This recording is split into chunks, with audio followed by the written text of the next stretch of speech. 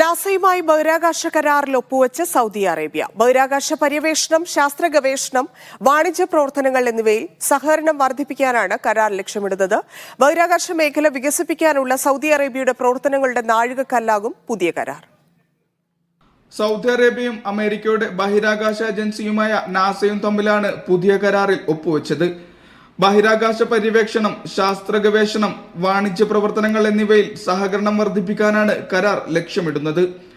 ബഹിരാകാശ ഭൗമശാസ്ത്രം, വ്യോമയാനം, ബഹിരാകാശ ദൗത്യങ്ങൾ, വിദ്യാഭ്യാസം തുടങ്ങിയ മേഖലയിലും സഹകരണം ഉറപ്പാക്കും.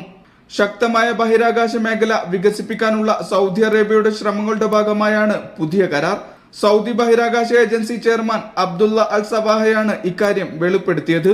വ്യോമയാന പ്രവർത്തനങ്ങൾ, ബലൂൺ ക്യാമ്പയിനുകൾ, ശാസ്ത്രീയ ഡാറ്റ കൈമാറ്റം, സംയുക്ത ശില്പശാലകൾ, യോഗങ്ങൾ എന്നിവ ഉൾപ്പെട്ടതായിരിക്കും പുതിയ കരാർ.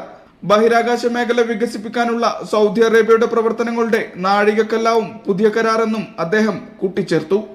Media 1, Riyadh.